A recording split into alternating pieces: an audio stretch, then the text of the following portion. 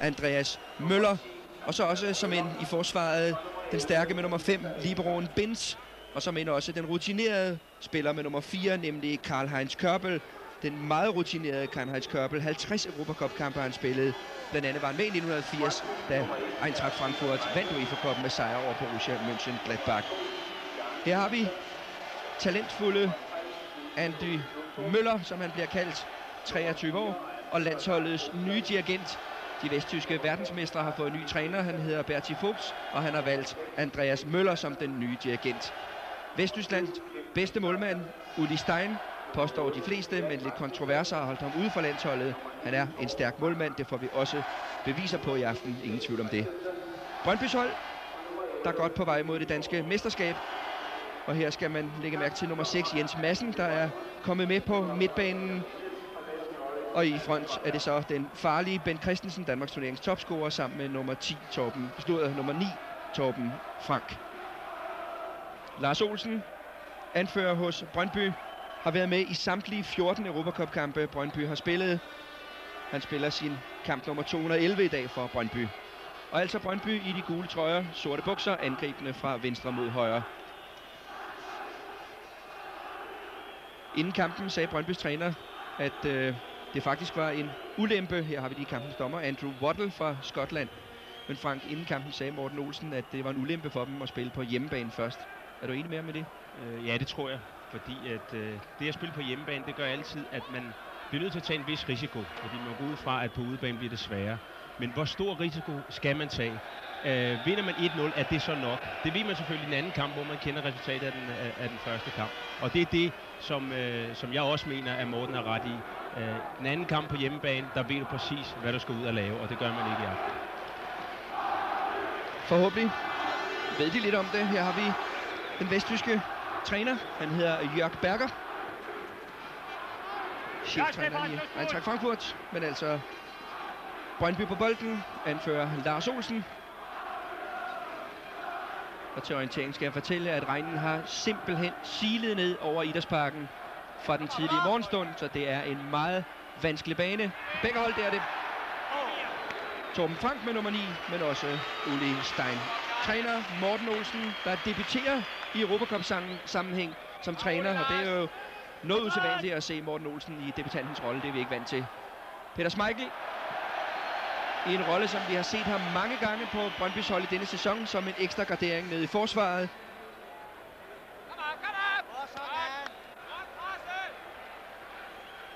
Men dog lige lovligt hasarderet tilbagelægning fra Lars Olsen, som har den her. Kim Kristofte. Der ligger Torben Frank. Nummer 11, Kim Vilfort, som stort set har spillet snart alle pladser på Brøndbys hold. Nu bliver han brugt i det bagerste forsvar. Lars Olsen. Den nigerianske landsholdsspiller Uche Okechukwu med nummer 3. Jens Madsen. Erik Rasmussen, men frispark dømt til Lothar Sippel, begået af Jens Madsen. Sippel, den lyshårede her, der tørnede sammen med Jens Madsen.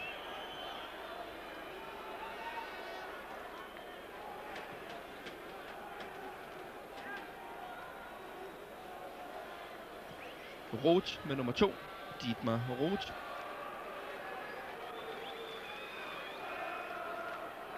Det er med nummer 5, er det Manfred Binz.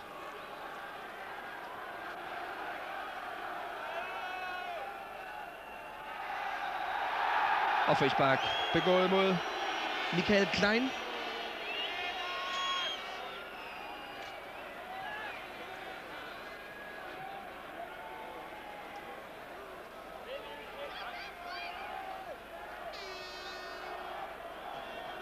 Men vi får i hvert fald et offensivt vesttysk hold at se. De spiller meget angrebsbetonet, meget fremadstræbende.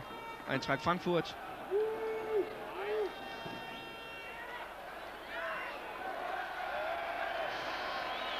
Og det er det, der gør dem til et attraktivt hold at se på.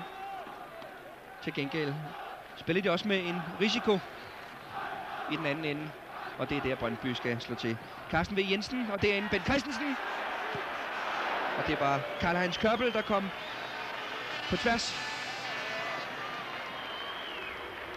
Og det er jo netop en af de ting, som har været Brøndbys svaghed, hvis man kan kalde det nogen svaghed, at de får tilspillet så mange chancer, men er ikke lige altid effektive. Og netop i de her Europacup-kampe, hvor man formoder sig, at de ikke får så mange chancer, der skal de altså udnytte dem. Erik Rasmussen, som på trods af stor erfaring og mange kampe i mange klubber, debuterer i Europacup-sammenhæng. Det gør Carsten V. Jensen i øvrigt også hos Brøndby, spilleren med nummer 5. Og så altså Erik Rasmussen med nummer 8. Teknisk meget begavet fodboldspiller. Kan lave det overrumplende, det som kan snyde det bagerste forsvar. Her har vi Erik Rasmussen. Kim Christofte. Jens Madsen. Carsten V. Jensen. Og der Bent Christensen, men også Dietmar Roth. Ja, de er over dem og presser dem. Godt fra starten, Brøndby.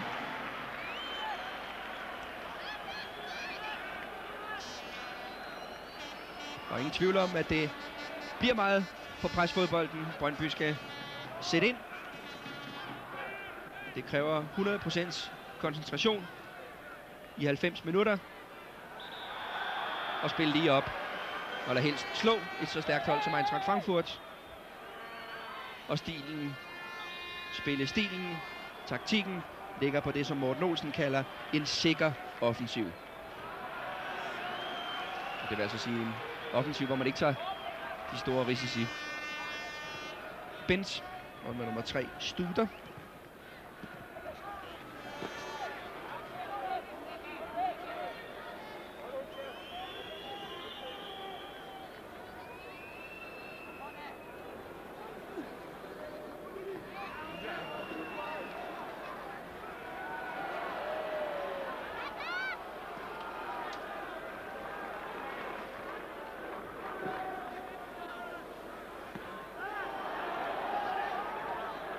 Bjarne Jensen. Jens Madsen. Og det er Okechukwu, som også bliver kaldt bare Usche ude i Brøndby. Men det kan være, det gør det lidt nemmere, hvis vi skal sige hans navn mange gange. Han er jo forrygende stærk forsvarsspiller, Usche. Bent Christensen.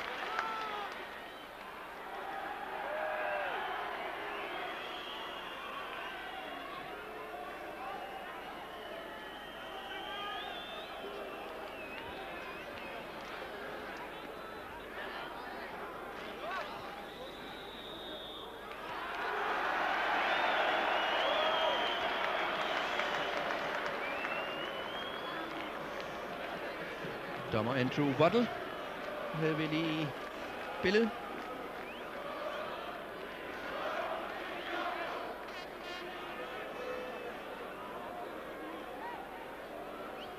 Erik Rasmussen.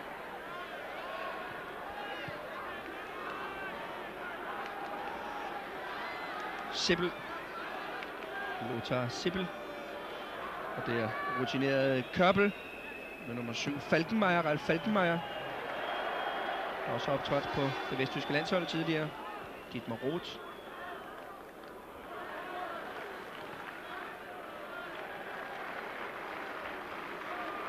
Men det er et godt hold, Brøndby er op imod. Ingen tvivl om det. Ubesejret i Bundesligaen på en 4. plads. Og er de fleste betragtet som det eneste alternativ til mesterskabstitlen i Tyskland i forhold til Bayern München.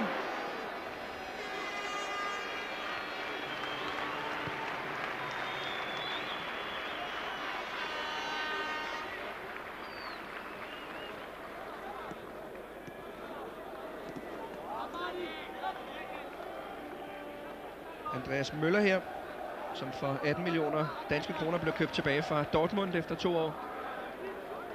Og så havde Dortmund råd til at købe Flemming Poulsen. Og det er en anden historie. Ekstein. Og det er Peter Schmeichel, der har spillet 10 Europacup-kampe for Brøndby. Som i dag vel bliver bakket op af, skal vi tippe på en 15, 16, 17.000 tilskuere. Det er lidt svært at bedømme, da der stadig kommer folk ind. Mange har ventet til sidste øjeblik for Vejret har ikke været godt, som nævnt, over København. Usche. Han er også målfarlig, Usche. Der er han. Værsgo. Det er flot. Usche og Okechukwu. 1-0 til Brøndby. Efter stort set eget forarbejde. Den nigerianske klassespiller, her har vi ham. Forbi Binz. Elegant. Landsholdsspilleren Binz. Og det er Uli Stein. 1-0 til Brøndby. Nå, der kan det ikke laves.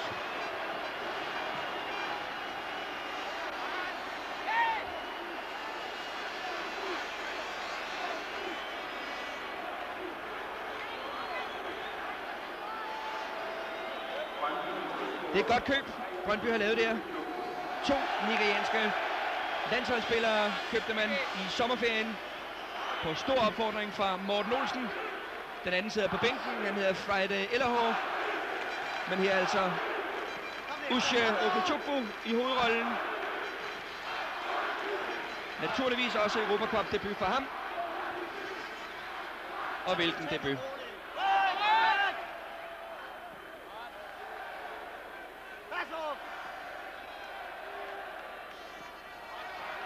Herlig start, Frank. Det er glimrende start, det her. Og det er lige det, som Brøndby også skal bruge. Fordi jeg mener, at hold som Eintracht Frankfurt selvfølgelig ikke har den store, kan vi sige, respekt for det her Brøndby-hold. Og netop overraskelsesmomentet i starten. Fordi Brøndby har et virkelig godt hold. Internationale fodboldspillere, det har vi heldigvis set nu. Og nu drejer det sig så om for Brøndby at fortsætte. Ikke at stoppe ved det 1-0, men fortsætte sådan, som de har startet her de første 10 minutter. Og rart at se, at der blev gjort plads, sådan så det faktisk er alle mænd, vi prøver at se her. Torben Frank. Erik Rasmussen. Lars Olsen. Prøv at lægge mærke til for højt oppe. Både Lars Olsen er også målscoreren, vi så før. Usche Okechukwu. Og der har vi chancen igen. Carsten V. Jensen. Er der 2 mænd med på midten. Ben Christensen. Der er vinket og også fløjtet af Waddle. Ja, Morten Olsen, jeg tror godt, han kan se det, trods alt, men han er også, det er også brandhammerende ærgerligt. De 3 mænd. Jeg mener ikke, der kan overhovedet være offside på den der. Lad os prøve at se, om vi kan se den her. Afleveringen der fra Kristofte. Carsten V. Jensen, det er ikke der flaget kommer op, det er ikke op endnu. Carsten V. Jensen, og der spiller han den. Jamen det er 5 meter, er han på den rigtige side. Hvordan overhovedet kan linjevogteren dømme det, det er mig en gåde. Ja. Tyveri. Og det skal melde til politiet. Men en virkelig fantastisk opmuntrende start her for Brøndby. Men altså, klar konstatering. Fortsat 1-0.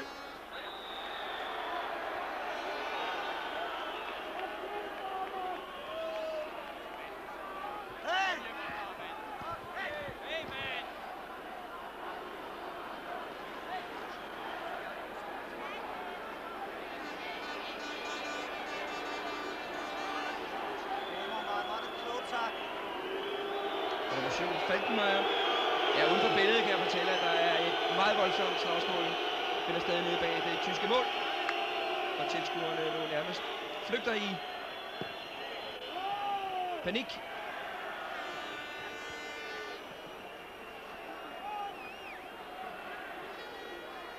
Men her er det fodboldspillet. Igen, det handler om Jens Madsen.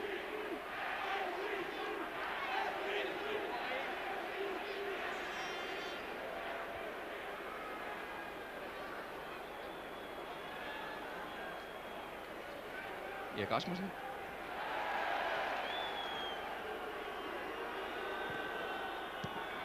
Mikkel luft nok over afleveringen.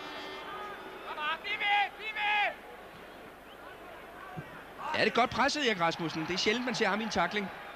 Men det kan godt betale sig. Ben Christensen, og det er Bjarne Jensen. Det kan godt betale sig at sætte det tyske forsvar under pres. Det er ikke et af de stærkeste. De prøver sig ikke om det i hvert fald. Nej, og de har selvfølgelig også det. De har respekt i den tyske første division, at de tør simpelthen ikke at angribe Frankfurt-spillere så højt op på banen, fordi de ved, at de er lynende hurtigt op foran. Men Brøndby, de gør det eneste rigtige ved at presse dem og spille respektløst. Det eneste, de skal blive ved med det her, fordi det kan godt, hvis man får et mål underkendt på det her tidspunkt, ja, så kan det altså godt give en kold forskrækkelse. Men bare blive ved, Brøndby. Det er virkelig godt. Ekstein. Nummer 11.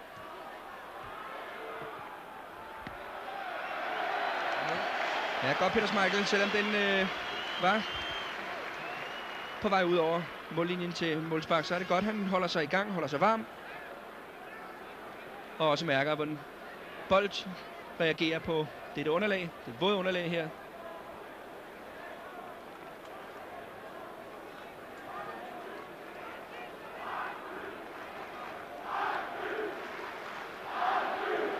Dejlig, opmuntrende støtte fra tilskuerne efter et forrygende godt og vel kvarter fra Brøndby side.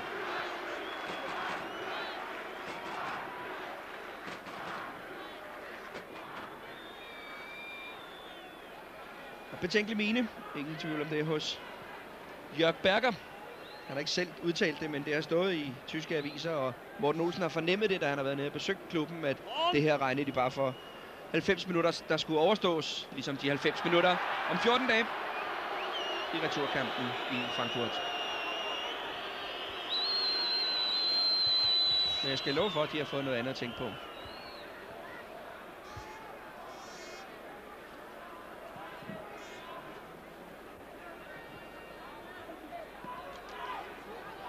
Ekstein til Falkenmeier. Thomas Lasser.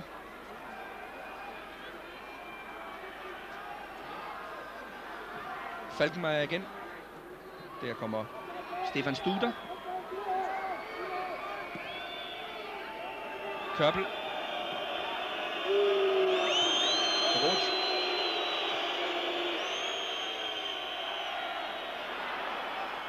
Og hvad så der? Godt blokeret af Lars Olsen.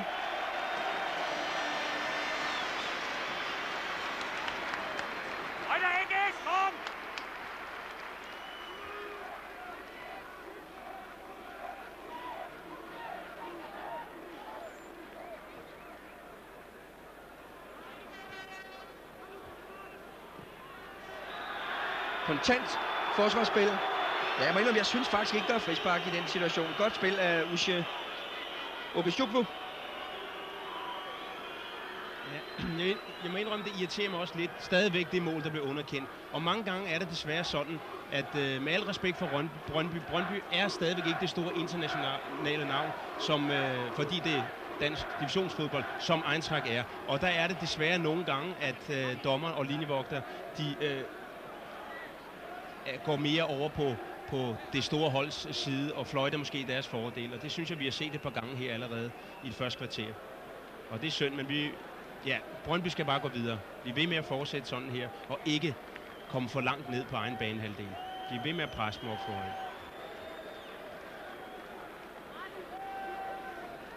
Dieter Ekstein var det, der røg ind i den nigerianske klippe.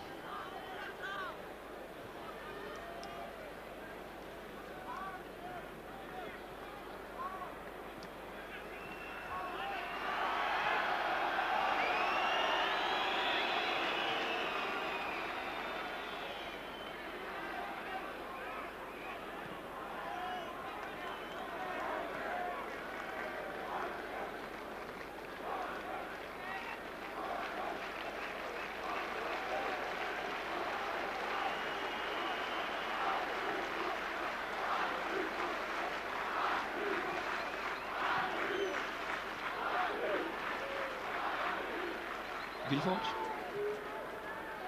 Erik Rasmussen.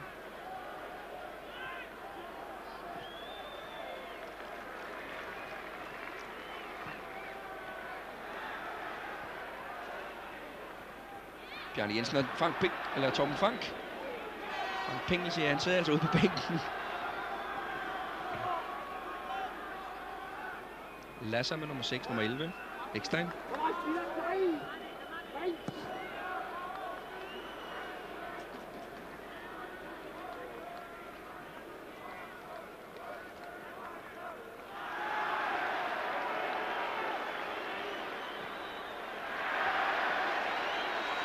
Carsten V. Jensen igen. Han startede meget arbejdsomt. Jens Madsen. Erik Rasmussen.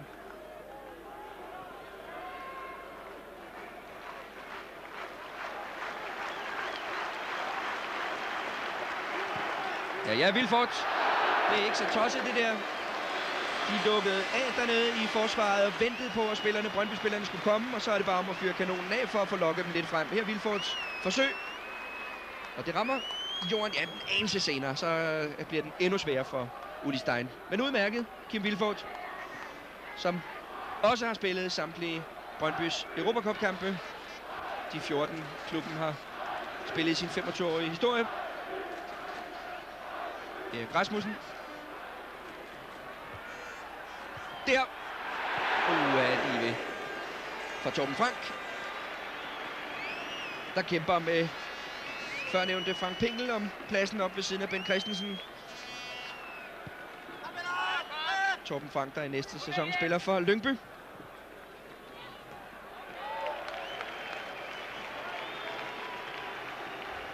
Det er meget godt drejet rundt af Brøndby-angriberen.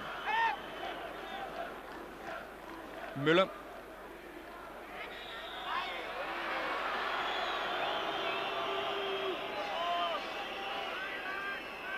Som altså er tysk fodbolds nye stjernespiller. Det skyldes først og fremmest den nye landstræner Berti Vogt, som i øvrigt er til stede her i Idrætsparken. Han vil bruge Andreas Møller som styrmanden på landsholdet, og vel nok på lidt længere sigt afløseren for Lothar Matthäus.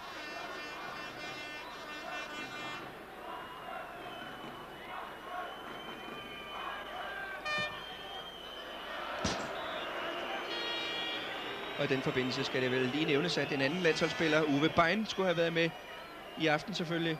Men han døjer med en fiberskade i det ene lår.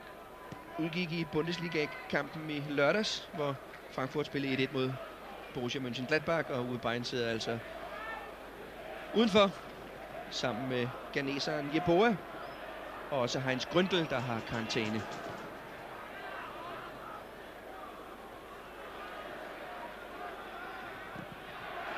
Schmeichel uden for feltet for at rydde op.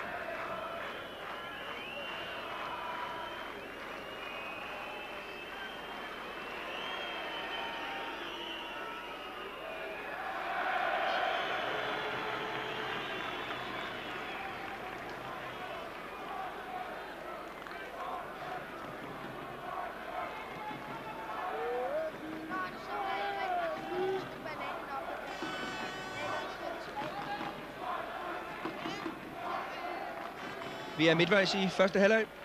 Brøndby stadig foran med 1-0. Burde nok have været foran med et mål mere, med det der blev annulleret for offside mod Ben Christensen. Men absolut, Brøndby som det toneangivende hold. Carsten V. Jensen.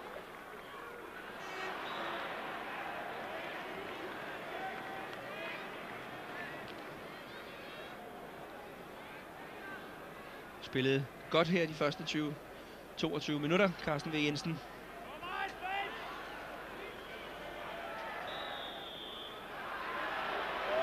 Frispark til Brøndby.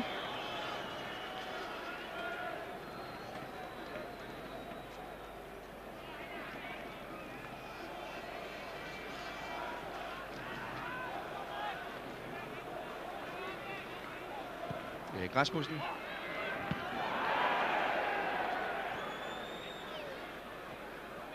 Jeg synes, han er sluppet godt af med bolden, Erik Rasmussen. Har lavet nogle fikse ting. Ekstein prøver at spille 1-2 med Studer.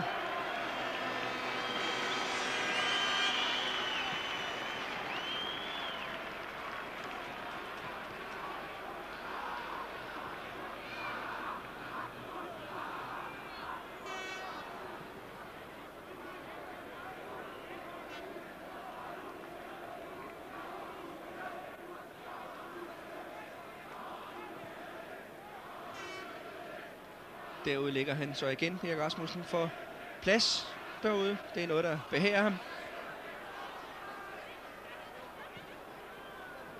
Det er til gengæld ikke så godt, Lars Olsen.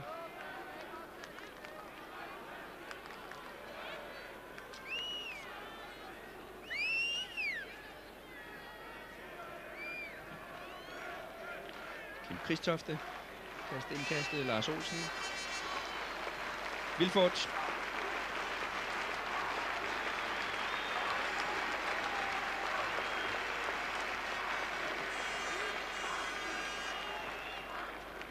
Målscorer Ushe Okuchukwu.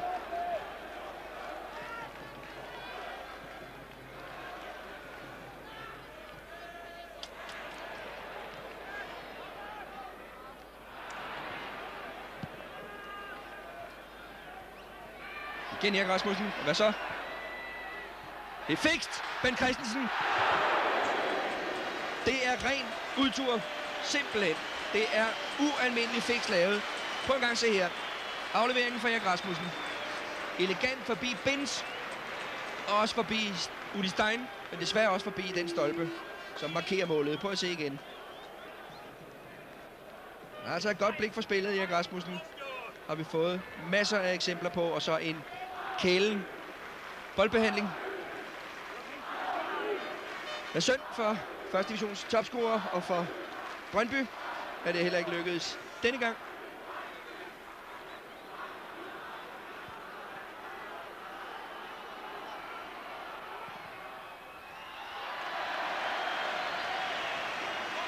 Det er svært at passere Peter Schmeichel. Bjarne Jensen. Jens Madsen. Så lukkes der lidt af i venstre siden. Der er ikke rigtig nogen derude hos Brøndby. Kom ud, Villa! Kom ud! Erik Rasmussen. Ja, de har svært ved at pille den fra ham. Kørbel, der havde store problemer der. Det er næsten synd, kan man sige. Okay, man ved aldrig. Alt kan ske endnu, men sådan en spiller som Erik Rasmussen, han ikke måske har forvaltet sit talent, som det fortjener. Fordi det er virkelig en spiller, som det vi har set i det første halve time her. Han forstår at holde på bolden, og han spiller hurtigt, når han skal spille hurtigt. Han gør faktisk alt rigtigt indtil nu. Det er en attraktion, og samtidig meget effektiv. Ja, han er mere end den danske karriere, måske en landsholdskarriere, valgte han at spille mange år i USA, i Wichita Wings. Og i stedet for så at have fyldt op med landskampsnåle og minder derhjemme, så har han nok fyldt tegn på meget godt op. Han er en god spiller. Ingen tvivl om det. Og en af de få, vi har tilbage i fodbolden, moderne fodbold, en af de få enere. Stefan Studer. Falkenmeier. Binds. Ja, Brøndby skal også tage højde for, at Frankfurt også har spillere bagfra, der kan støde med frem. Blandt andet så vi lige her libero Manfred Binds, der debuterede på landsholdet mod Portugal for nylig. Da han kom ind i stedet for Lothar Matthäus og spillede en slags libero foran det bagerste forsvar. Og altså er vant til at støde med frem. Han er god til at støde med frem. Vi så det her. Med nummer 5, Binds.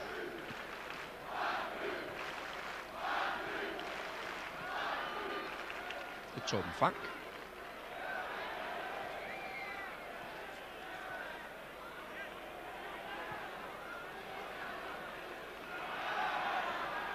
Falkenmeier. Jeg synes, han har haft godt fat i Andreas Møller, Kim Kristofte.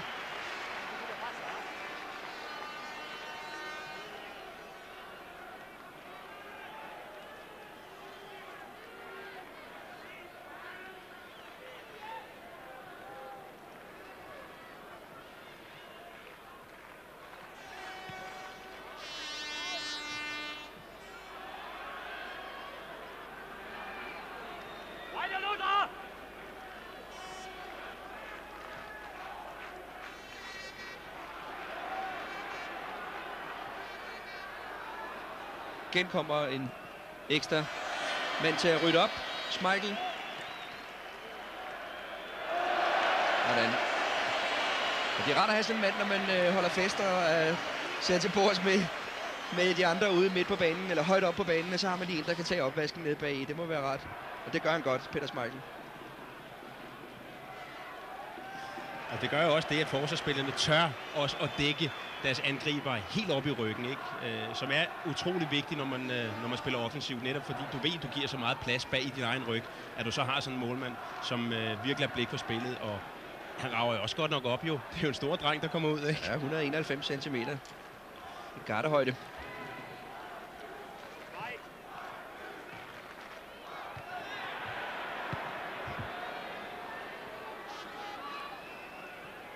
Bjarne Jensen, Lars Olsen.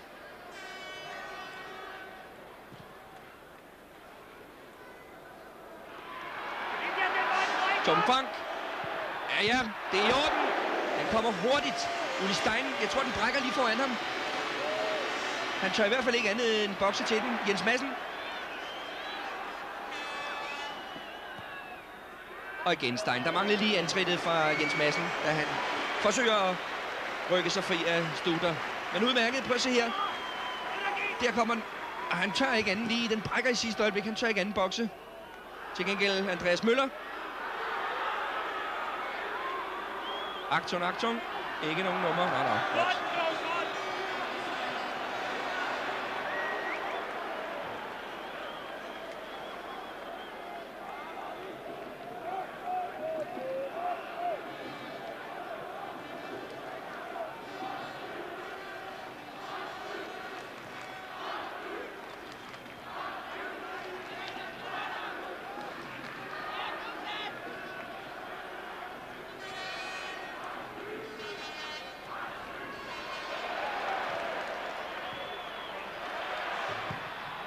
Ja, der må være hjørnspark, det er der også. Så dømt. Jens Madsen her. Vi ser det igen med Erik Rasmussen. Når han får bolden, hvis han ikke kan slippe af med den, hvis han ikke er sikker på, at han ikke tager bolden, jamen, så holder han bare på den. Og det er det, som er enormt vigtigt for Brøndby i dag, fordi de spiller så meget op på det modstanders banehalvdel. Fordi hvis de tager bolden derop, så kender vi også den tyske mentalitet og den tyske fodboldskole. Det er kontrafodbold, og det kan de altså gøre bedre end nogen andre. Og derfor er det meget vigtigt, at det er Erik Rasmussen, som har og kommer til at få bolden. Han har den der. Hjørnesparket. Og får den måske igen. Ja, han er nede i tacklinger, det har jeg altså ikke. Det har jeg ikke set mange gange. Han har tacklet 3-4 gange her først. Eller... Og der bliver lavet frispark mod ham. han laver frispark, ja. Det er meget skægt.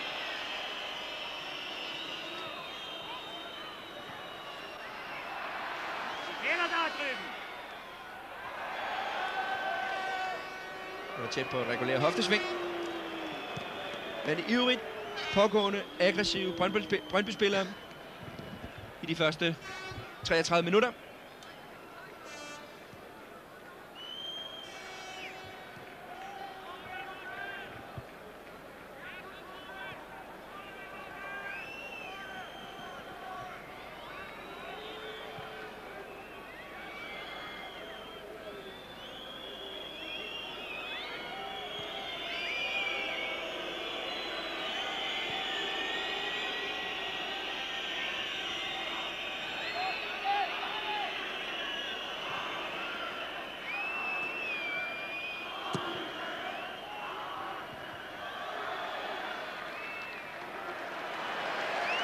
Sikkert spil i forsvaret.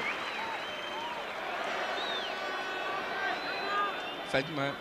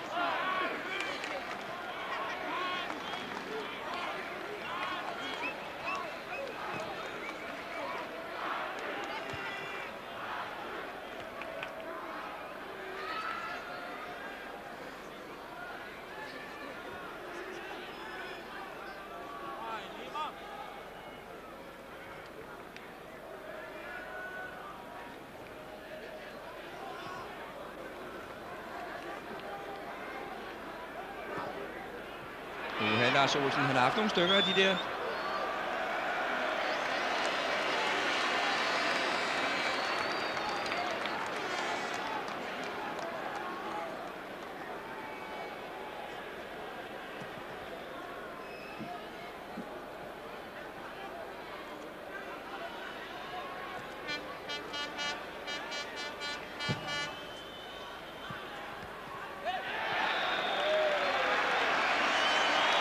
Hjørnespark. Der mangler mindre end 10 minutter af første halvleg.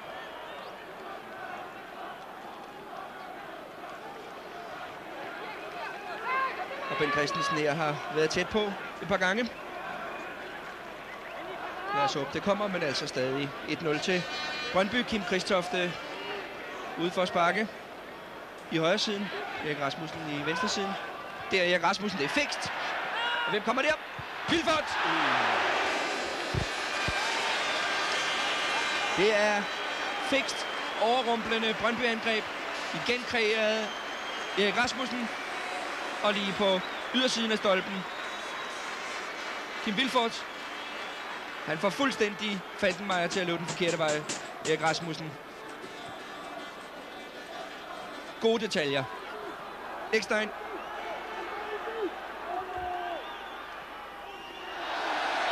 Og dengang målspark hos Peter Schmeichel. Godt arbejde af både Usche Okechukwu og Lars Olsen.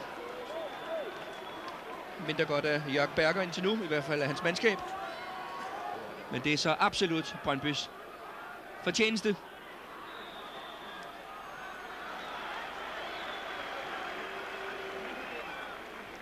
Og her midt i billedet, manden i centrum, synes jeg, Erik Rasmussen.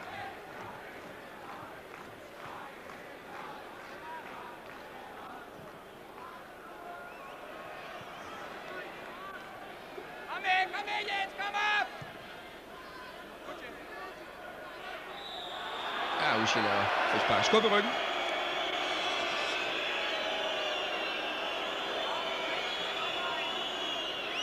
Forrest John Fransen, tidligere landsholdsspiller, som er assisterende træner for Morten Olsen. Det er det Ekstein, der ligger og ømmer sig. Han går i ryggen på ham. Den er god nok. Frisparket. Helt i orden. Dømt af Waddle.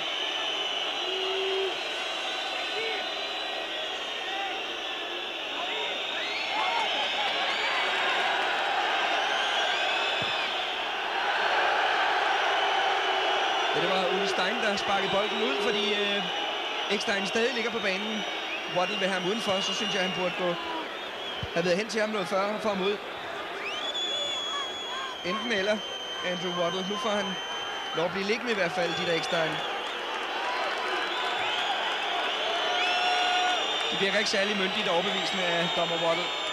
Nu må han finde ud af, hvad han skal foretage sig. Det skal hverken Studer eller Kørbel bestemme.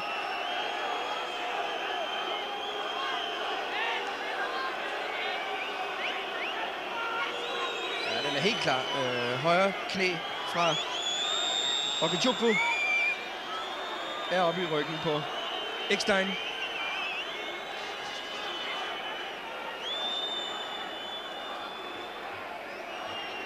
Men det er noget tøvende i hvert fald af dommer Waddle. Jeg synes altid, det er meget dubiøst, hvis en dommer gør det her, fordi det er en nærkamp. Han stod lidt langt væk. Man kan aldrig se, hvad der kan ske. Så hellere lad være til risiko, og så få massøren ind på banen.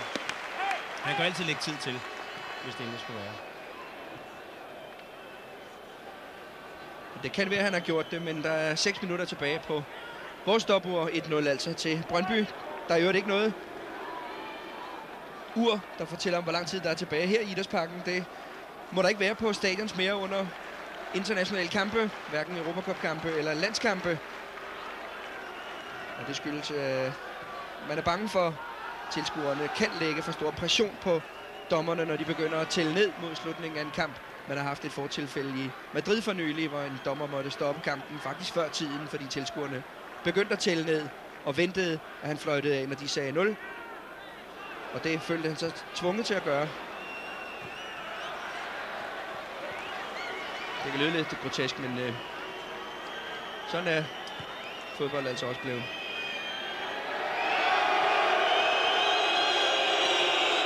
Eckstein tilbage igen. Kommer her. Men det er ikke helt godt endnu. Det er mere Humperdinck end Eckstein.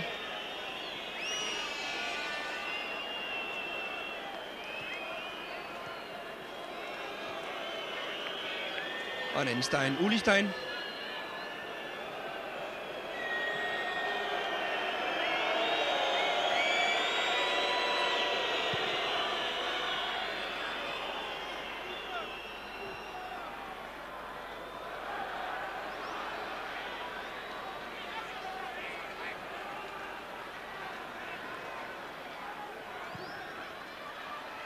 Bent Christensen igen i luftduel med Dietmar Roth.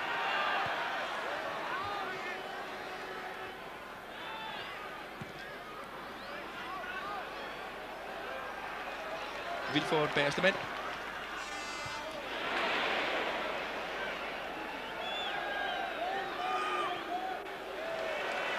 Jens Madsen.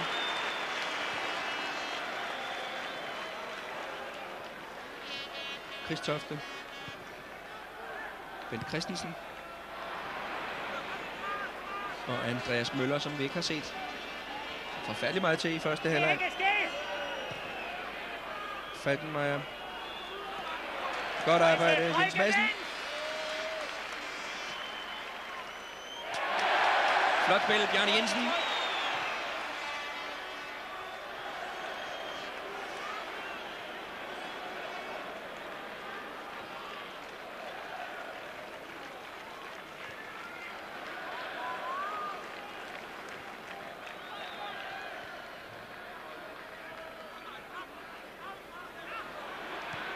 Lars Olsen.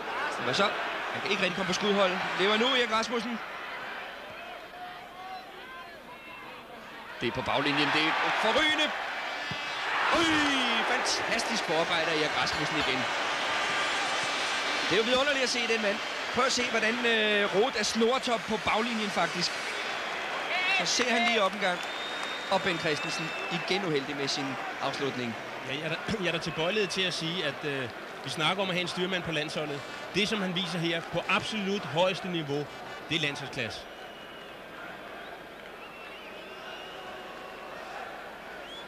Flot arbejde. Flot første halvleg af hele Brøndby-mandskabet. Men især synes jeg nok, at seværdigheden her Erik Rasmussen med nummer 8.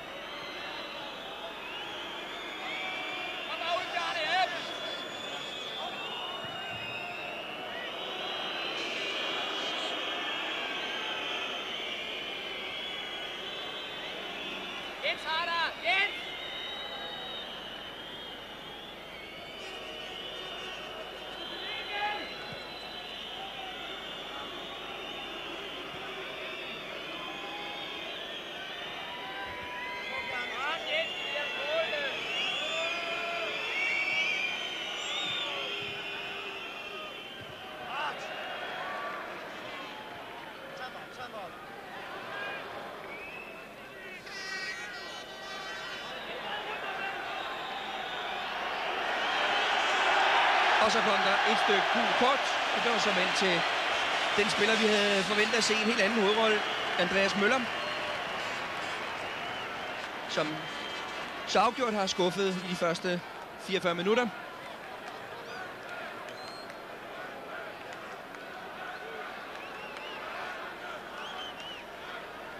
Ja, jeg må sige, stor ros til Chris Tofte, som virkelig prøver at holde ham, der når han kommer. Men det er ikke det eneste opgave, han har, fordi lige så snart Brøndby har bolden, ja, så er han da spilleklar til selv at modtage bolden, og det er den rigtige måde at gøre det på, fordi så er det Andreas Møller, der lige pludselig bliver forsvaren. Carsten V. Jensen.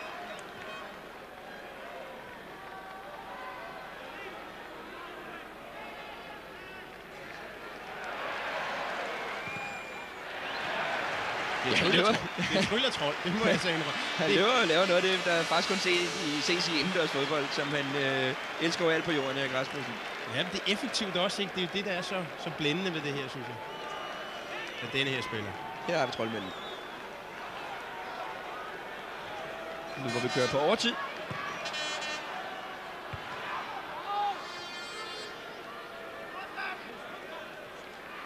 Og så skal vi ud af offsiden. Der er ikke vinket. Der er heller ikke fløjtet, og der er heller ikke nogen til at tage imod den. På bænken John Faxe Jensen, lige bag Henrik Jensen, som sidder og tykker på tykkegummi formentlig. Meget logisk. John Faxe Jensen, der har været alvorligt skadet i længere tid, men forventes at være klar til Brøndbys første hold om en uge eller to. På bænken sad også talentfulde Ronny Egelund, der har lederet en menisk. Og derfor er ude af billedet i længere tid.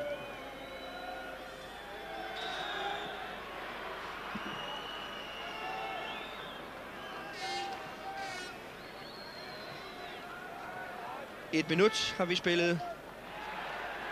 Mere end de normale 45. Ben Christensen. Bjarne Jensen, Erik Rasmussen. Lars Olsen går med til venstre for Erik Rasmussen. Men det er en dyb stikning, Carsten V. Jensen. Og der kommer to mænd. Ej, han lukker, var der. Det er centimeter igen. Både Torben Frank og Ben Christensen var der. Men igen en fremragende stikning fra Erik Rasmussen, og også godt arbejde af Carsten V. Jensen. Det er jo dejligt at se sådan en Brøndby-hold, at alle sammen vil spille fodbold. Alle sammen vil have bolden. Studer. Og der. For sidste gang i første halvleg puster Andrew Waddle ud og lader den lille ært arbejde i fløjten. 46,5 minut blev første halvleg på. Cifrene står her efter en forrygende første halvleg fra Brøndby side. Ja, helt fantastisk. Og her har vi netop en af hovedet. Ja, begge to vil jeg sige. Kim Christofte har dækket Andreas Møller op, og troldmanden til venstre. Ja, jeg vil da ikke udelukke, at han skal på landsholdet. Ham her. Sådan som han spiller i dag, det er jo fodbold. Det er bare sådan, som det skal være. Færdig arbejde. Ingen udskiftninger.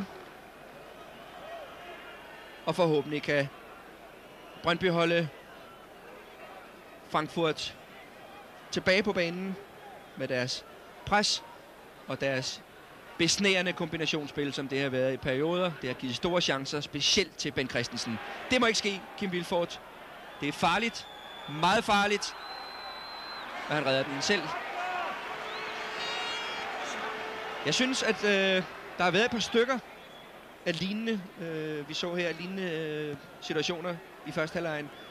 Og specielt fra landsholdsanfører og Brøndbys anfører Lars Olsen, og det er rygende farligt. Det er det eneste, der ikke måske, og derfor koster det så utrolig meget en koncentration på de pladser dernede bag. Her må det heller ikke ske. Og det er så vigtigt. Op foran feltet, der må det ske, fordi der har du samtlige spillere bag i bolden, og så kan du hurtigt neutralisere en eventuelt kontra.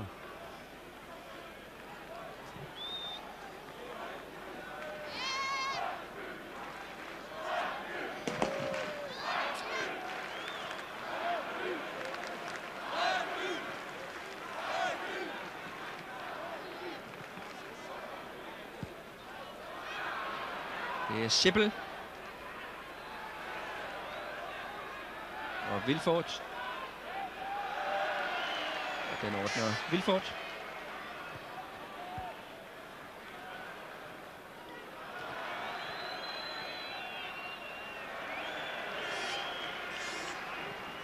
Men ingen tvivl om, at Frankfurt-spillerne kan fornemme, at det her ikke bare er noget, der skal overstås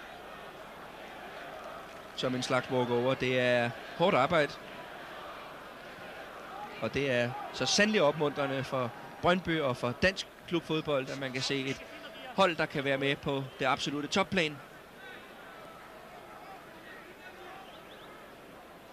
Og sætte en stærk modstander under pres. Christofte, Lars Olsen.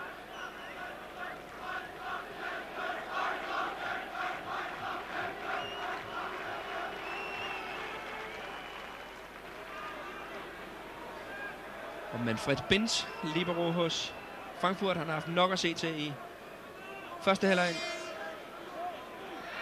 Ingenting. Så har vi Torben Frank. Erik Rasmussen. Carsten V. Jensen. Og frispark til Brøndby. Ja,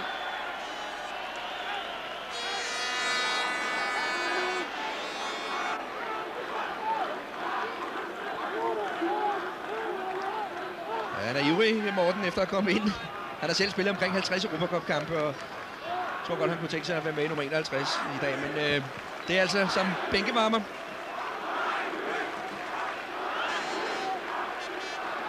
Rasmussen, Carsten V. Så det bliver indkast.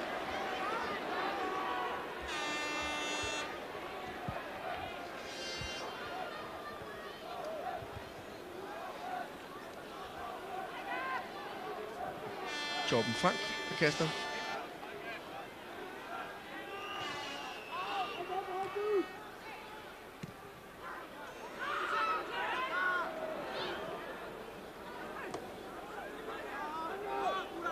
Ekstein. Tysk indkast.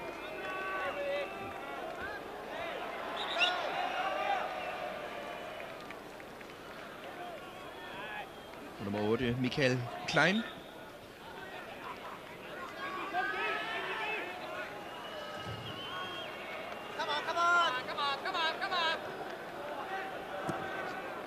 Offside. Godt presset. Op foran. Tvinger en mærkelig aflevering ud af Karl-Heinz Kørbel, bare deroppe af. Og så godt arbejde i forsvaret, hvor man er trukket op mod midterlinjen. Og så er det en af Jørg Bergers folk, står i offside-position.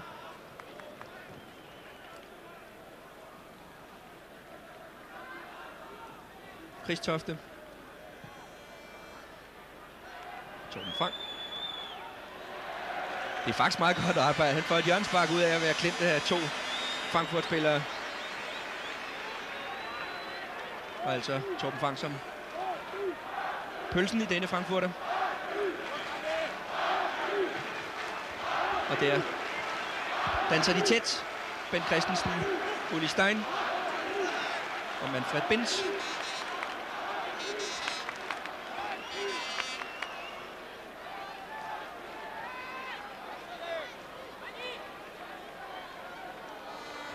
Vilfort endnu en gang trukket med op i straffesparksfeltet. Til hjørnesparket her fra Kristofte. Ja, Rasmussen og offside. Klart offside ind på midten på Ben Christensen. Men han er der på pletten, Ben Christensen. Han er, hvor det foregår. Topscorer altså i Danmarksturneringen med 13 mål.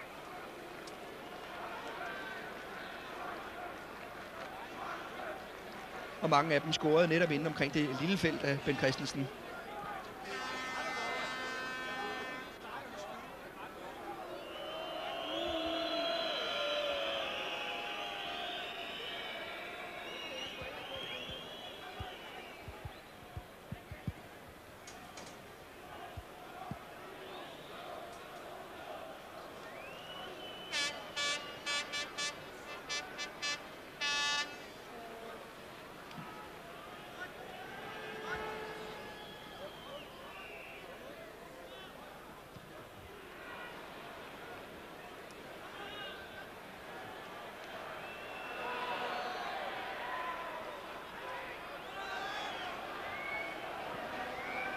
Klein. Og mens frisparket bliver dømt, ja, så ligger Ben Christensen ude på banen og ømmer sig. Efter sammenstød med Roth. Her har vi Ben Christensen.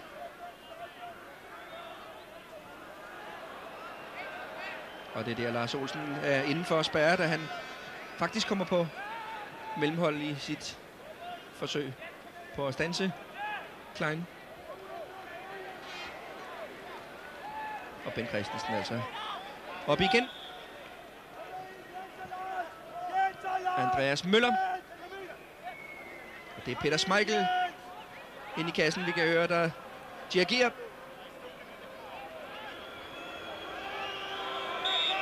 Møller.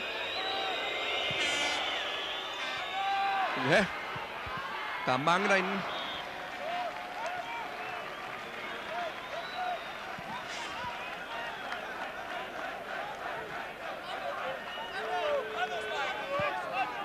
Det er utroligt svært for en målmand som Schmeichel. Han har ikke haft noget at bestille, men man ved, at der kommer en eller to chancer, og der er det netop, han skal stå der.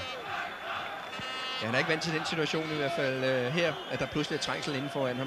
Det har der ikke været meget af. Ja, Schmeichel!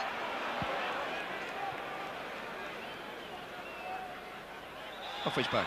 Den er god nok.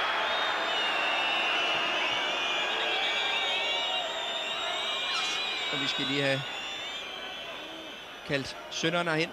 Dernede er Torben Frank.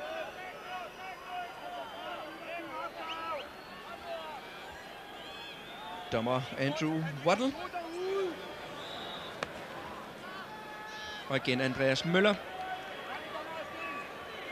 ved frisparken.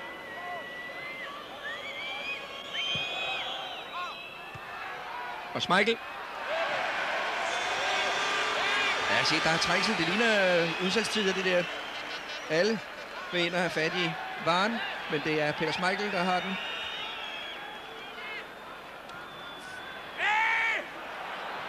Misforståelser hos tyskerne. Erik Rasmussen, 2 mand i højre siden. Det er en af de få misser, han har lavet, Erik Rasmussen. Men den lever endnu. Jens Madsen. Bent Christensen. Yep.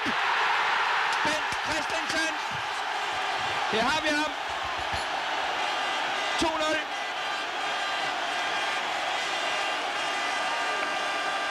Godt set af Jens Madsen. Afleveringen falder på det rigtige tidspunkt og med det rigtige tempo. Og elegant løftet over benene på Uli Stein. Det kan man sige var en god fangst, vi lige så i billedet. 2-0 til Brøndby. Der er spillet 10 minutter af anden halvleg.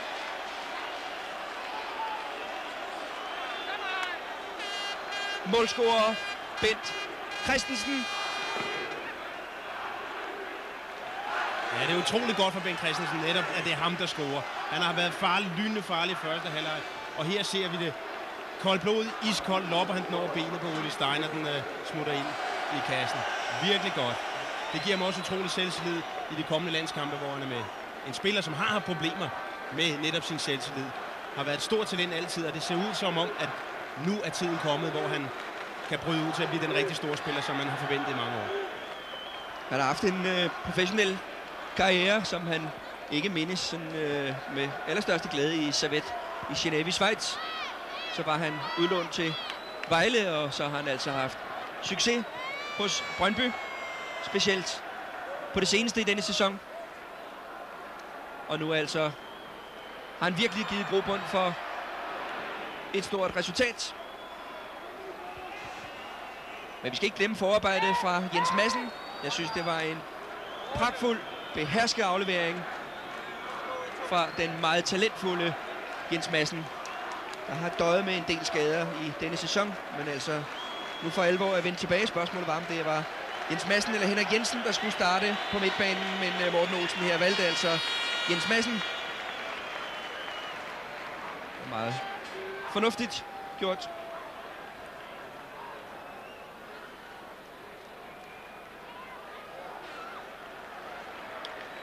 Nu kommer man så til den situation, hvor det måske kan være svært at være hjemmehold i første kamp. Nemlig, skal vi prøve at score det tredje mål, skal vi gå videre, eller skal vi bare holde den her 2-0-føring? Og det er det, der kan blive et problem, hvis spillerne begynder at tvivle imellem, at det ene af halvdelene, de vil godt angribe, og den anden vil forsvare. Det er det, der ikke må ske. Der skal være tydelige tegn for spillerne imellem, at vi siger, okay, vi fortsætter, sådan som vi har gjort hele tiden. Og det mener jeg, at de skal gøre, fordi der er der flere mål i luften i dag.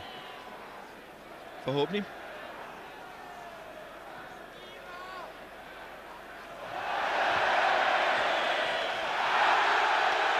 Så tror jeg, vi får en advarsel mere. Han slipper Falkenmeier. Og udskiftning kommer nu hos tyskerne. Eckstein, som fik et slipskrup i første halvleg. I stedet Turowski, som går klar til at komme ind. Og hvad der? Ja, Turowski, altså med nummer 14. Janusz Turowski. Også en af frontløberne, Polak. 2 landskampe har han spillet for Polen, men er emigreret til Vesttyskland. Og har vi altså her Hurtig spiller. Lynende hurtig. En af dem, der kan løbe en 100 meter på 11 rent. Og det er jo rart, hvis man er travlt. Men nu er det altså ham, der skal spille over for Uche Okechukwu. Og det er en svær opgave.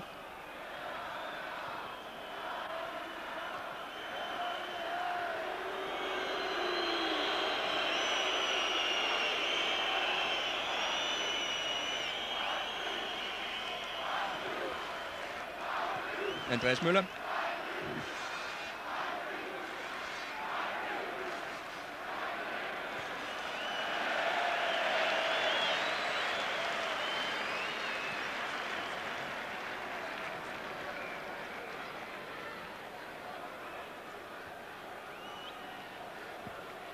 Men det betyder, at indskiftningen med Turovski betyder, at Frankfurt vil spille mere offensivt den sidste halve times tid. Det er der ingen tvivl om. Nu spiller man faktisk med 3 mand på toppen. Turovski i højre siden. Nederste billede der med nummer 14. Andreas Møller inde på midten, og så Sippel med fremme også. Og de har godt kram på sagerne, Brøndby.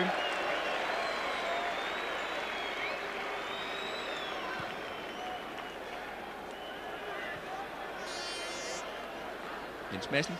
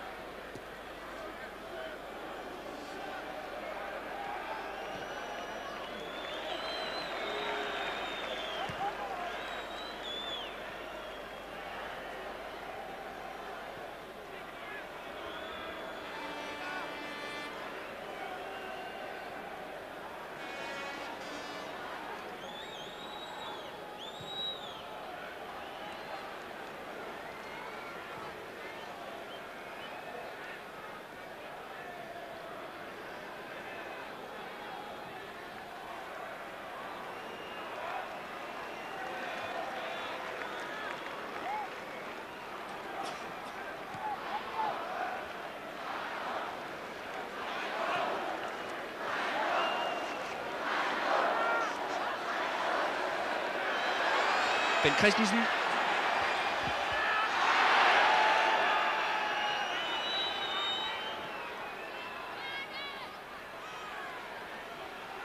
Lothar Sippel.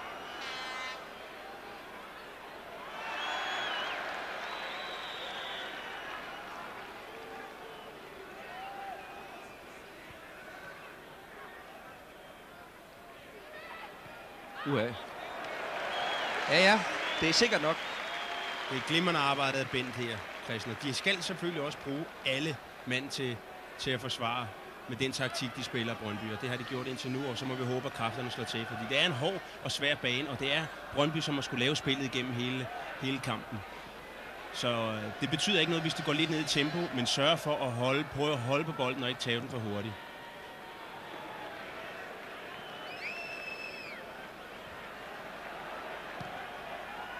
Det var en rigtig smejkel, den der. Skød han på mål? Ja, jeg ved ikke. Han kan finde på alt.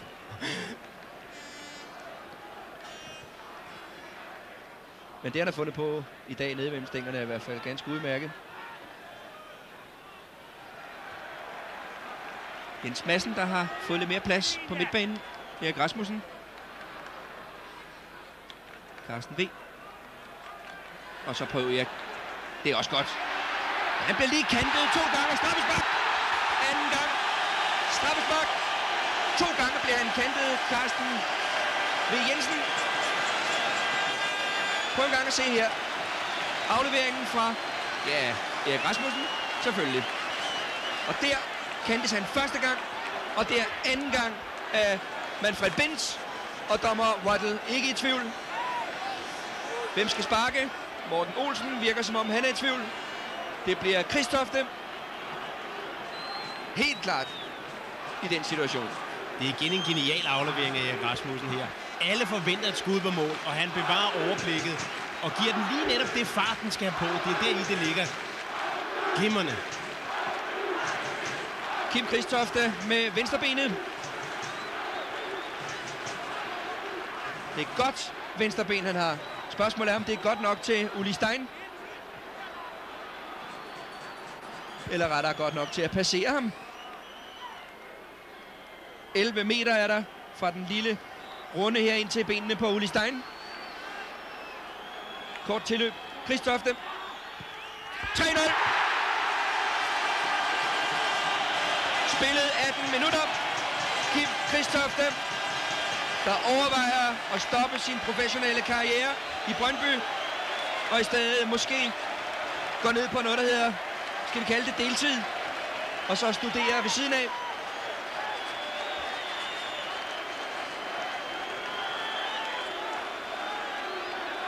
Og det her var til topkarakter, usvigeligt sikkert, og 3-0 til Brøndby. Og det er spørgsmål, om ikke det er den største Europacup-triumf for Brøndby nogensinde, selvom de har spillet gode kampe mod Honved Budapest, Porto, Göteborg, IFK Göteborg, Klub Brygge og Olympique Marseille gennem årene. Så er det et flot resultat det her i hvert fald, og det giver alle tiders ballast på turen til Frankfurt om 14 dage.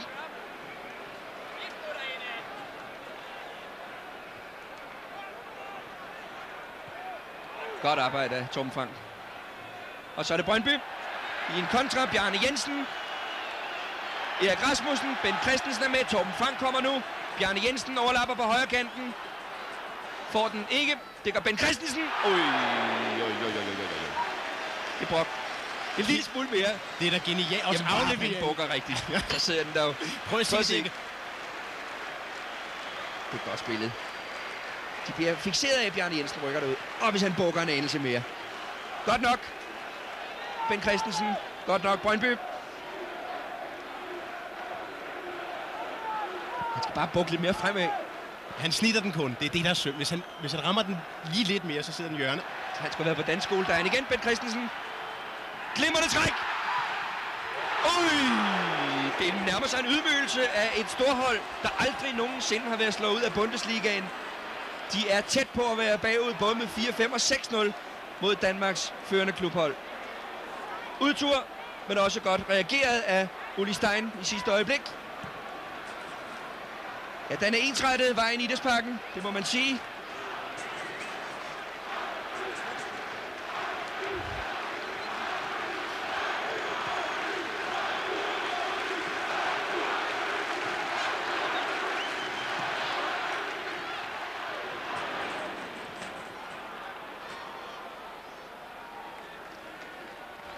Puha, det er utrolig flot.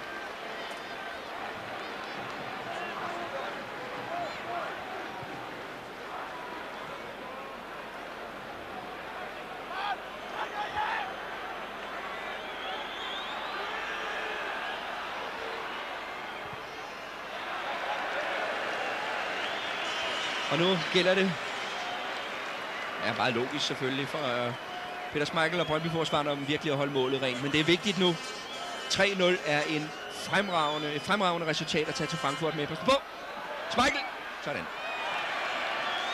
Et godt resultat 3-0, det er helt sikkert. Det vil volde problemer hos den her, den tyske træner. Men 4-0 er bedre. Det er rigtigt, men 1-3 er ikke så godt som 3-0. Det kan jeg regne ud.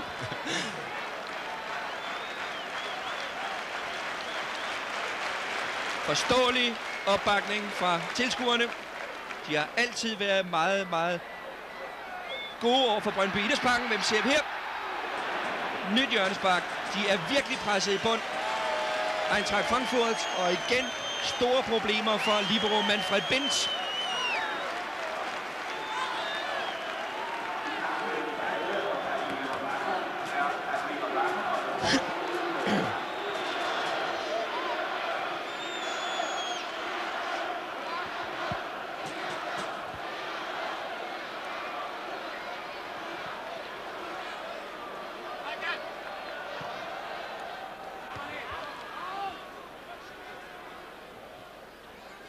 Lars Olsen, men også Tjodowski, og der faldt mig. Der er 2 mænd. Godt, Kim Vilfort.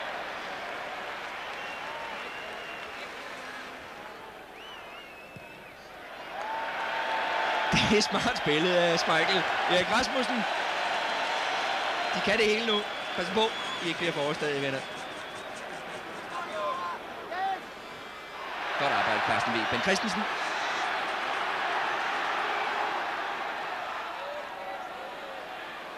Ja, den er ved over mållinjen. Det er sådan noget, vi ikke kan se derfra, men det er godt arbejde af Ben Christensen. Han udfordrer virkelig Dietmar Roth, i stedet for bare at stå og på stedet og småtrippe over for ham. Det kræver virkelig noget af Roth, det her. Ja, den ser nok ikke ud, som om den er ude, men pyt, siger vi, og tænker på, at den står 3-0.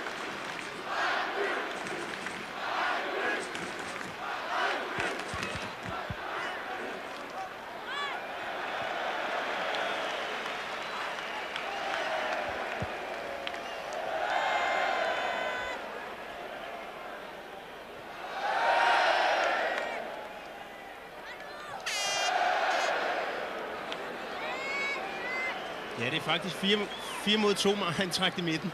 Det er en lille træningsøvelse. Ja.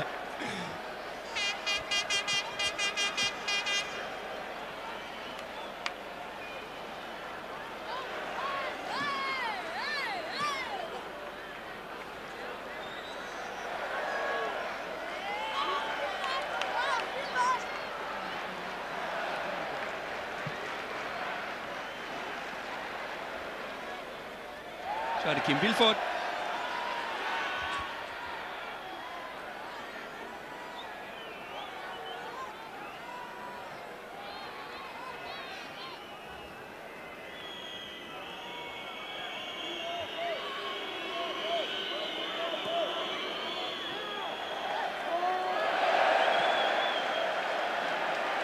Jens Madsen.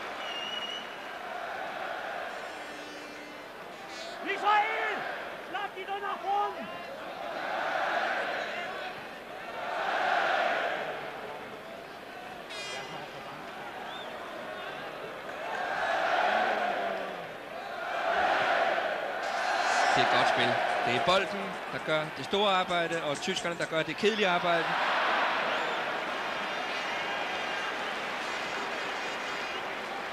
Det er sjældent, at Eintracht Frankfurt løber rundt på jagt efter bolden på den måde. Lidt ydmygende, kan man godt sige.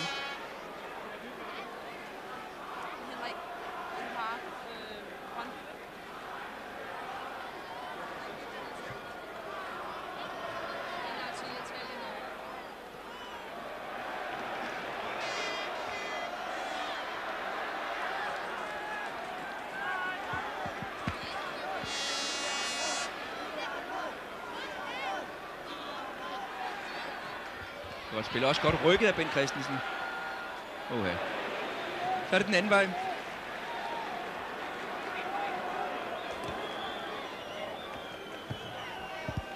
Møller. Tudowski.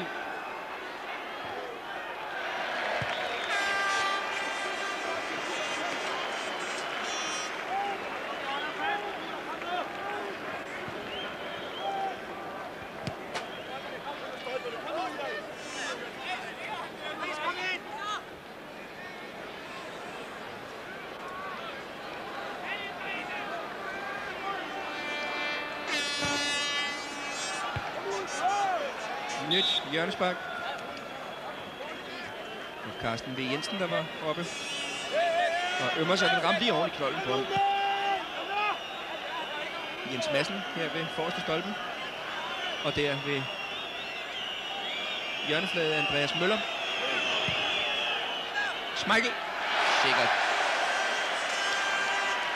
Og så er det Ben Christensen.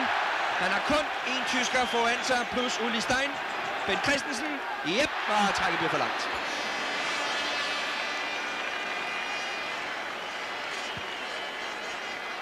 Det er også præcis en af Schmeichels virkelig gode ting, han har. De lynhurtige og lange udkast her. Henrik Jensen varmer op for Brøndby på sidelinjen hernede ved den store tribune. Og det er Erik Rasmussen formentlig, der skal ud. Han har i hvert fald været hen og bede Morten Olsen om at komme ud. Her har vi Henrik Jensen, der vender tilbage efter en længere pause på grund af skade. Erik Rasmussen har tilsyneladende kørt sig helt ud og spillet i hvert fald en fremragende kamp. 5 herlige kvarter fra Erik Rasmussen.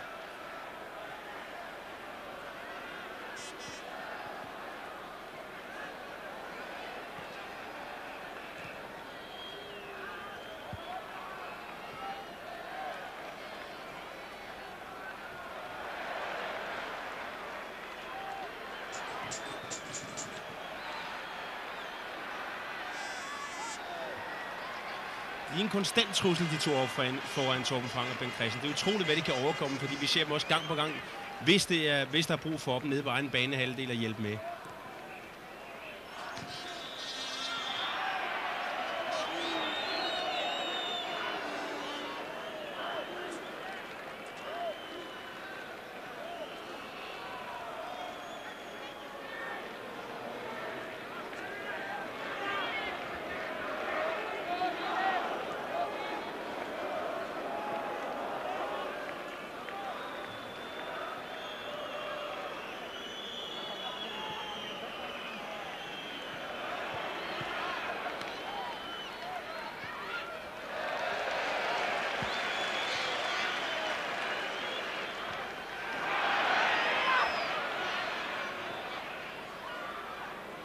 Falkenmeier.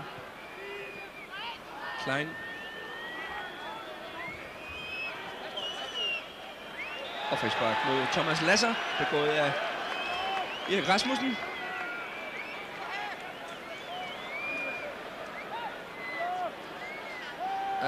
Det er sådan en rigtig træthedsvariant. Han kommer for sent med den første forsøg, og så løfter vi lige benet så meget vi nu kan i anden omgang. Møller. Og hvem der? Ud at blokere. Og vinket for offside, der bliver ikke dømt. Ja, det var Morten Olsen, vi kunne høre. Der råbte efter dommer Waddle. Sidste kvarter. Flot føring til Brøndby. Der er stadig et meget vigtigt kvarter tilbage. Og det er om at administrere kræfterne rigtigt nu. Det er nu, det går ondt. Netop i det her tilfælde i sidste kvarter, når de selv har bolden, tiden går, men de kan også komme til kræfter. Jeg tror ikke, at Erik Rasmussen kommer til flere kræfter i denne kamp. Her står hans afløser, Henrik Jensen. En også meget rutineret spiller. 30 år, har netop forlænget kontrakten med Brøndby for 2 år. Har været med i mange internationale kampe. Og har spillet hen ved 200 kampe for Brøndby, så det er en god mand at få ind, i stedet for Erik Rasmussen. Han er også god til at holde på bolden, Henrik Jensen. Kan også lave noget overrumplende. Vi får udskiftningen nu, med det røde, nummer 12, oppe i højre side, altså ind Henrik Jensen, og ud Erik Rasmussen. Absolut dagens spiller, synes jeg, blandt mange. Og hvis man lige fornemmede, at han havde noget ved munden, så er det altså ikke slips, han havde på. Det var tunge, der hang ud af munden, så træt er han. Erik Rasmussen, stort arbejde. Jeg har aldrig set ham arbejde så fantastisk meget i en fodboldkamp, og så lave så mange geniale ting.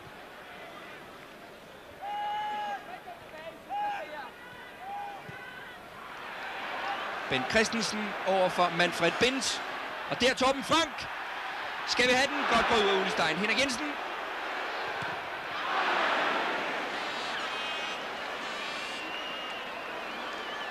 Carsten V. Driver gæk med Roth og får et hjørnespark.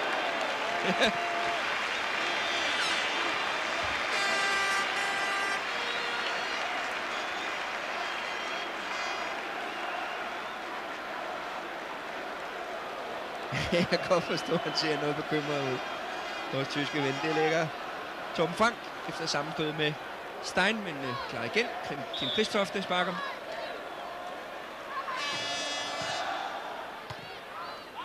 Og vi får en chance mere.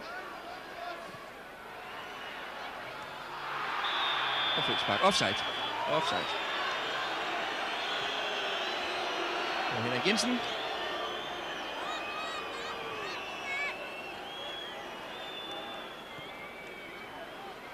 Og så pakker vi ellers det tyske flag sammen. Der er ikke mere smag i frankfurteren.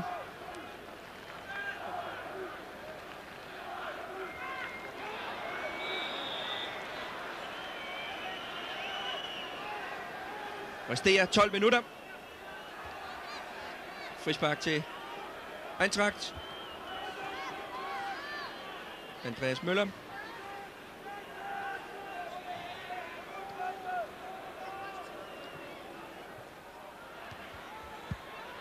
Lars Olsen i luften. Schmeichel! Uha.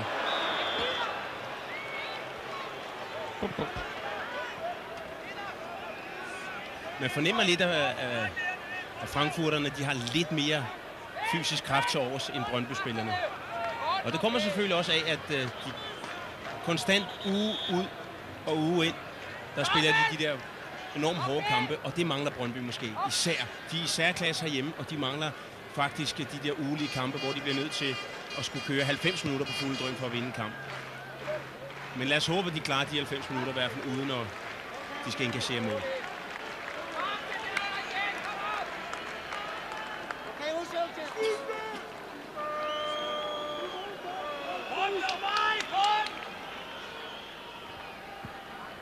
Studer.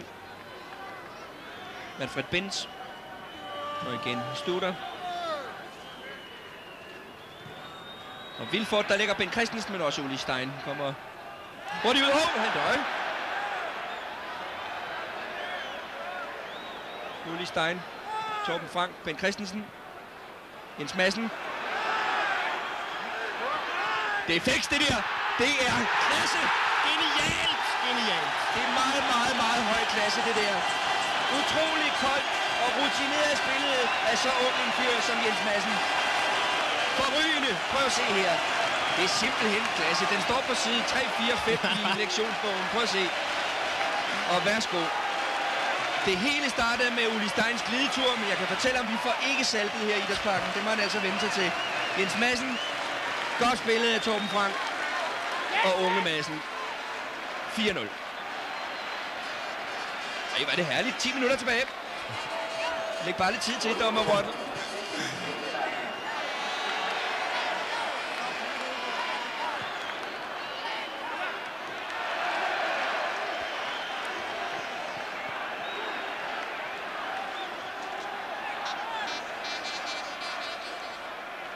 Jeg mener ikke, at Eintracht Frankfurt nogensinde har tabt med 4 mål i en Europacup-kamp, med undtagelse af én enkelt gang, og det er helt tilbage i 1960 Europacup-finalen for mesterhold, hvor de tabte med 3-7 til Real Madrid.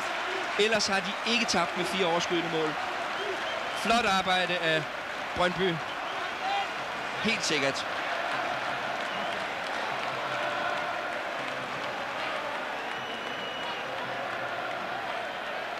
Yderst professionelt udført. Og med alskens lækkerier. Herlige mål, herlige enkeltmandspræstationer og et utroligt kollektivt arbejde. Flot fodboldaften her i Idrætsparken.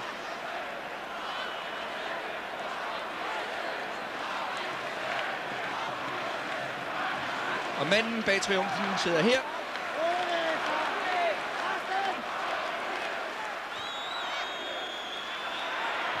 Møller.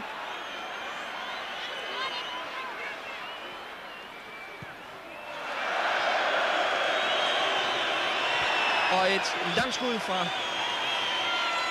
jeg tror det var fra Klein, der gik til, nej det var fra Todowski, der gik til indkast.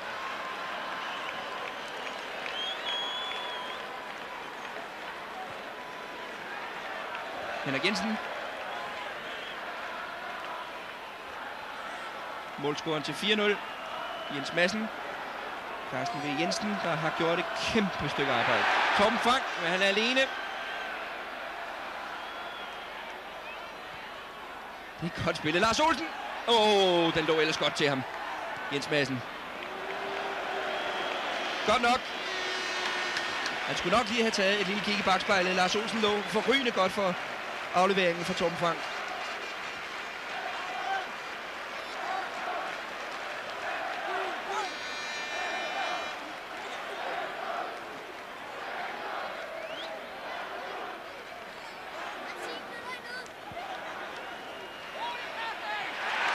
Carsten V, og så er der Torben Frank på venstre kanten, Ben Christensen. Det er Ben Christensen. Det kan ikke være rigtigt. 5-0, jo, min sand. Nej.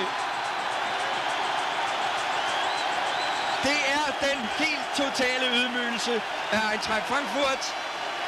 Prøv at se, Carsten V lægger ind til skud. Ben Christensen, elegant træk forbi Binz.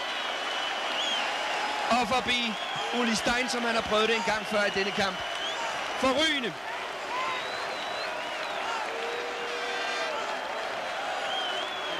Bum, tunnelen oven i købet. Uha. Det var næsten synd. Der er ikke noget, der hedder synd i fodbold. Nej, okay.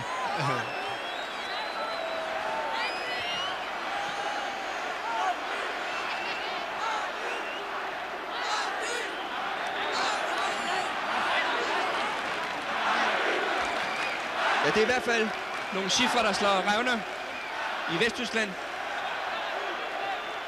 Og i den ganske fodboldverden i det hele taget.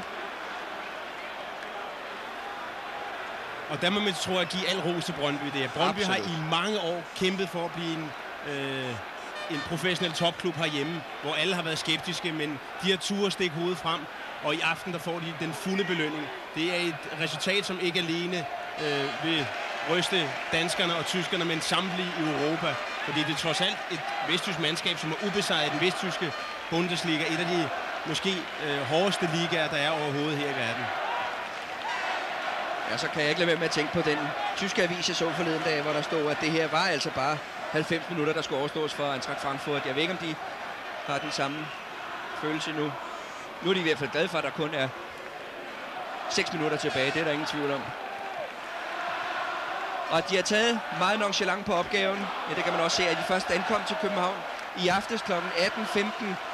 Lige præcis de 24 timer, som er lovpligtige, man skal møde før en Europacup-kamp. Der kom de, hvor andre hold normalt kommer et par dage før.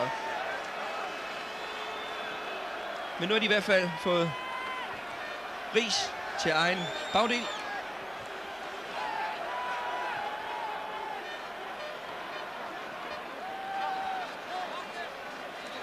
Og udskiftning endnu en gang hos Brøndby. Den kommer hernede. Ind kommer med nummer 14, Frank Pinkel. Og udgår Carsten V. Jensen, som har gjort et utroligt stort stykke arbejde i sin første Europacup-kamp.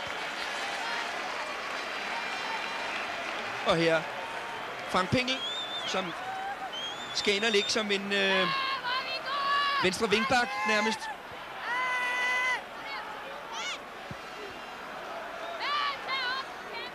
Normalt er det faktisk op i den anden ende, Frank Pinkel ligger, men jeg tror, han er helt indstillet på også at klare denne her opgave.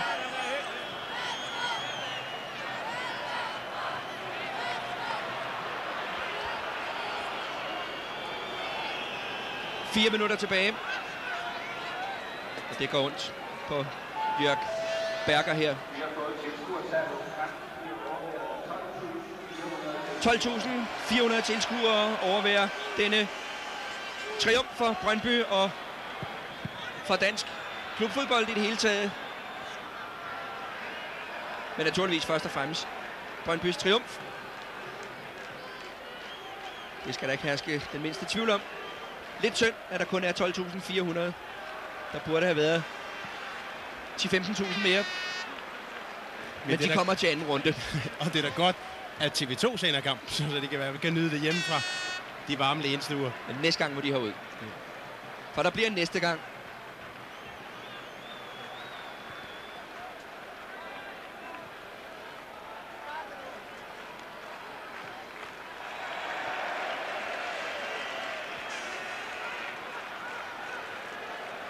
Og jeg synes, det har været Brøndby hele vejen igennem. Faktisk 87 minutter. Der har ikke været et tidspunkt, hvor man har sagt, nå, nu er Frankfurt faktisk ved at komme ind i kampen. De har faktisk ikke været inde. Nej, det er det, der gør det så imponerende også. Og så professionelt i ordets bedste betydning. Og Morten Olsen råber til sine spillere, lad bolden gøre arbejdet. Og det synes jeg, at de har lyttet godt til Brøndby-spillerne. De har selv arbejdet meget, men de har også på de rigtige tidspunkter lad bolden gøre arbejdet. 2 minutter! Hey! Kom op, derinde!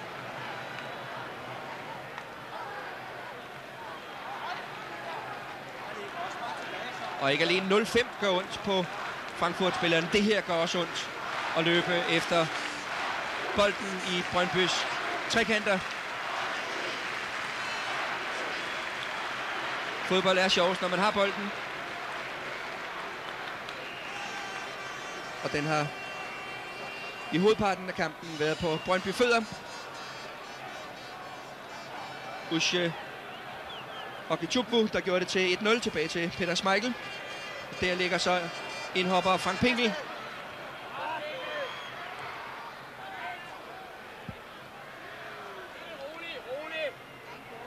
Sidste minut.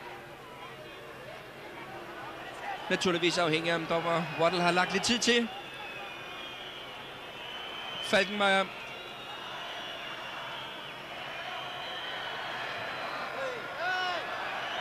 Frispark til Kim Vilfort.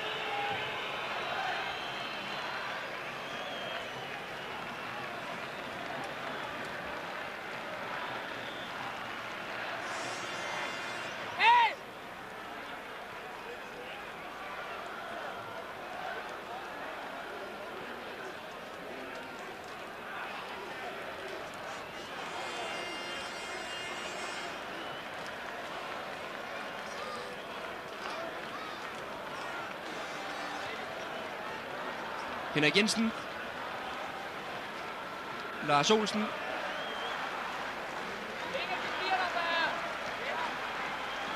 Kim Vilfort. Stille og roligt. Igen Henrik Jensen. Tiden udløber på mit lille sorte stopbord netop nu. Frank Pinkel. Skal vi have en mere, Ben Christensen?